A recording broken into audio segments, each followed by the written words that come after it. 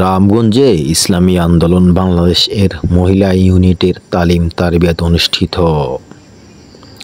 লক্ষ্মীপুরের রামগঞ্জ উপজেলায় ইসলামী আন্দোলন বাংলাদেশ রামগঞ্জ উপজেলা শাখার উদ্যোগে মহিলা ইউনিটের তালিম ও তারবিয়াত অনুষ্ঠান অনুষ্ঠিত হয়। উপজেলার সোনাপুর ওয়াবদা সংলগ্ন মাহফুজুল কোরআন মাদ্রাসায় এই অনুষ্ঠান আয়োজন করা হয়।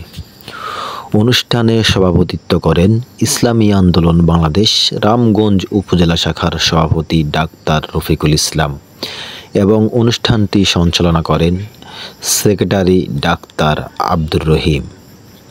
অনুষ্ঠানটিতে প্রধান অতিথি হিসেবে উপস্থিত ছিলেন জাতীয় ওলামা মাশায়েখ আইম্মা পরিষদ নোয়াখালী জেলার সভাপতি মুফতি মোহাম্মদ আসেম সাহেব। প্রধান আলোচকের বক্তব্য রাখেন ইসলামী আন্দোলন বাংলাদেশ লক্ষ্মীপুর জেলা শাখার সহ সভাপতি বিশিষ্ট ব্যবসায়ী ও সমাজসেবক এবং রামগঞ্জ এক আসনে সম্ভাব্য এমপি প্রার্থী জনাব আলহাজ জাকির হোসেন পাটোয়ারি। বিশেষ অতিথি হিসেবে বক্তব্য রাখেন লক্ষ্মীপুর জেলা মুজাহিদ কমিটির সদর আলহাজ রেজাউল করিম সেলিম আটিয়া, জেলা ইসলামী আন্দোলনের প্রচার ও দাওয়া সম্পাদক মাওলানা মাহমুদুল হাসান।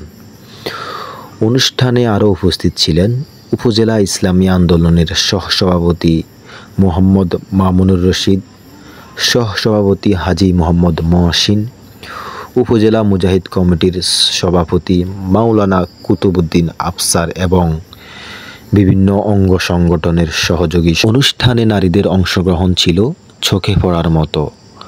বক্তারা বলেন, নারীদের ইসলামী শিক্ষা, আদর্শ ও তারবিয়াতের মাধ্যমে গড়ে তোলাই সময়ের দাবি।